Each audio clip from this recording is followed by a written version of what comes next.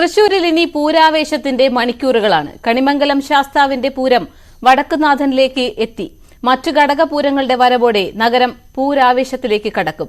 തിരുവമ്പാടിയുടെ മടത്തിൽ വരവിന് രാവിലെ 10:30 തുടക്കമാകും. ഉച്ചയ്ക്ക് 12-നാണ് പാറമേക്കാവിന്റെ പൂരം പുറപ്പാട്. ഉച്ചയ്ക്ക് 2-ന് ഇലഞ്ഞിത്തറമേളവും വൈകിട്ട് 5-ന് ചരിത്രപ്രസിദ്ധമായ കുടമാറ്റവും നടക്കും.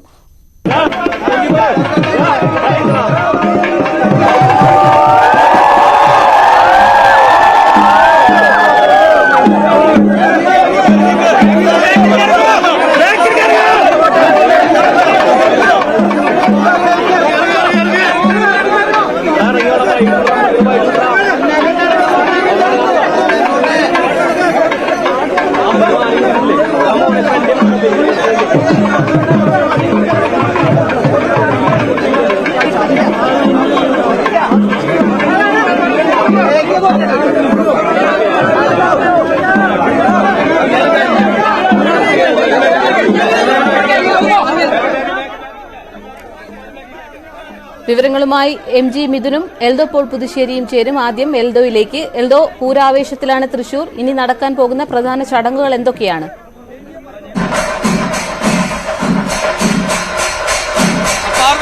നമ്മൾ കണ്ടു കണിമംഗലം ശാസ്താവിന്റെ വരവോടുകൂടി തെക്കേ ഗോപുര നടയിലേക്ക് കണിമംഗലം ശാസ്താവ് കയറിയതോട് പൂരത്തിന് ഔദ്യോഗികമായിട്ട് തുടക്കമായി. ഇനിയുള്ളത് പൂരങ്ങൾ, ചെറുപൂരങ്ങൾ എത്തിക്കൊണ്ടിരിക്കുകയാണ്. ഇപ്പോൾ ഒരു ചെറുപൂരത്തിന്റെ കാഴ്ചയാണ് നമ്മൾ കാണുന്നത്.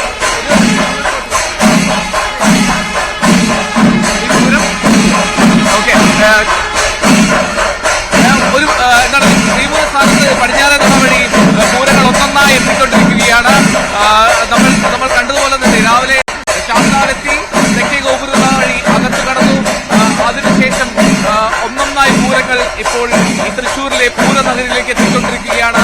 പൂരം അതിന്റെ ആവേശത്തിലേക്ക് കൊട്ടിക്കേറുന്ന കാഴ്ച നമുക്ക് കാണാം. ഇപ്പോൾ തന്നെ ഗജവീരന്മാർ അണിനിരക്കുന്ന ഓരോ ചെറുപൂരങ്ങളും ഓരോ കാണികൾക്കും ഓരോ പൂരപ്രേമിക്കും ആരവമാണ്. അതൊരു ആവേശമാണ്. ഓരോ പൂരങ്ങളും അവർക്ക് ആരവം നൽകുകയും ചെയ്യും. അവർ ആ താളത്തിനൊത്ത്, ആ മേളത്തിനൊത്ത് അവർ ആർപ്പുവിളിക്കും, കൈകൾ ഉയർത്തി അതിനൊത്ത് ലയിച്ചു നിൽക്കുകയും ചെയ്യും. ഗജവീരന്മാർക്ക് മുകളിൽ മുത്തുക്കുടയും വെൺചാമരവും ആലവട്ടവും എത്തി പൂരപ്രേമികൾ എത്തുന്നതോടുകൂടിയ പൂരത്തിന്റെ നയനാന്തരമായിട്ടുള്ള ദൃശ്യങ്ങൾക്ക് തുടക്കമാവുകയാണ്. അങ്ങനെ പൂരപ്പറമ്പിലേക്ക്, തൃശ്ശൂരിന്റെ പൂരക്കാഴ്ചയിലേക്ക് പൂർണ്ണമായി അമരുന്ന സമയമാണ് ഇത്. പല ദേശങ്ങളിൽ നിന്നുള്ള ചെറുപൂരങ്ങൾ എത്തിക്കൊണ്ടിരിക്കുന്നു. ഒന്നൊന്നായി ഘടകപൂരങ്ങൾ, പങ്കാളിത്ത പൂരങ്ങൾ ഒക്കെ വിശേഷിപ്പിക്കാം. അവർ ഒന്നൊന്നായി എത്തിക്കൊണ്ടിരിക്കുകയാണ് പൂരനഗരിയിലേക്ക് എന്നുള്ളതാണ് ഏറ്റവും പ്രധാനപ്പെട്ട കാര്യം. ഇനിയുള്ള 34 മണിക്കൂർ അത് പൂർണ്ണമായും തൃശ്ശൂരിന്റെ സ്വന്തമാണ്. തൃശ്ശൂരിന്റെ പൂരാവേശത്തിന്റെ സ്വന്തമാണ് എന്നുള്ളതാണ് ഏറ്റവും പ്രധാനപ്പെട്ട കാര്യം. പൂരത്തിന്റെ ആരവങ്ങളിലേക്ക് പൂർണ്ണമായിട്ടും ഒരുപാട് പൂരപ്രേമികൾ ഒരുപക്ഷെ കൊടുംചൂടൊക്കെ ആയിരിക്കാം ഏവരും ഒരു തിരിച്ചടിയാകും അല്ലെങ്കിൽ പ്രതിസന്ധിയാകുന്നത്. ഇത് ചൂടും ഒരു പ്രശ്നമല്ല. ഈ ഒരു വെയിലത്തും കൊടുംചൂടിലും ആവേശം ഒട്ടും ചോരുന്നതല്ല എന്ന് ഉറപ്പാക്കുന്നതാണ് ഇവിടുത്തെ ഓരോരോ കാഴ്ചകളും. പൂരപ്രേമികൾ അത് പ്രായ വ്യത്യാസമില്ല, ആൺപെൺ വ്യത്യാസമില്ല, ഒന്നൊന്നായി കൂട്ടമായി ചെറുകുട്ടികൾ, കുരുന്നുകളടക്കം അച്ഛന്റെയും അമ്മയുടെയൊക്കെ കൈ പിടിച്ചെത്തുന്ന കാഴ്ച, അത് ഒരുപക്ഷെ ഈ തൃശ്ശൂർ പൂരത്തിന്റെ തിരക്കിനിടയിൽ പോലും ഇങ്ങനെ എത്തുന്നതൊക്കെ അമ്പരപ്പിക്കും. ഓരോ മലയാളിയും ഒരു തവണയെങ്കിലും പൂരത്തിനെത്തണം എന്നുള്ളതാണ്. പൂരം അത് കാണണം, പൂരം ആസ്വദിക്കണം, പൂരം കൊള്ളണം.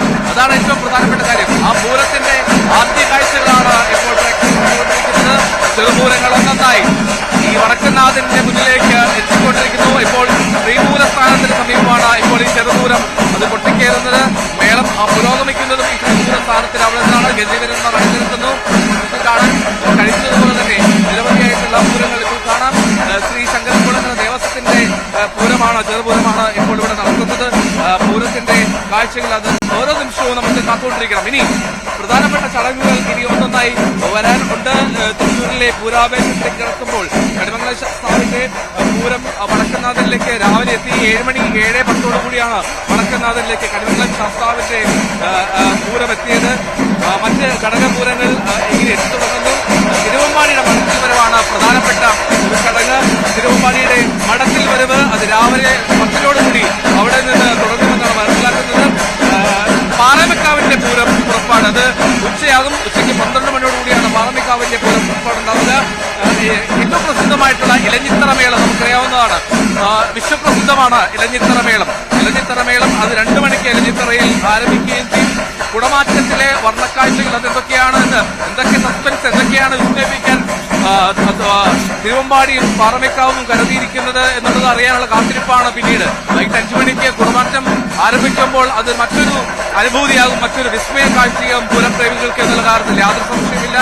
ഈ പൂരം അത് അവസാനിക്കുന്നില്ലല്ലോ, രാവേറെ നീണ്ടാലും പൂരത്തിന്റെ കാഴ്ചകൾ, വിസ്മയങ്ങൾ തുടരുക തന്നെ ചെയ്യും.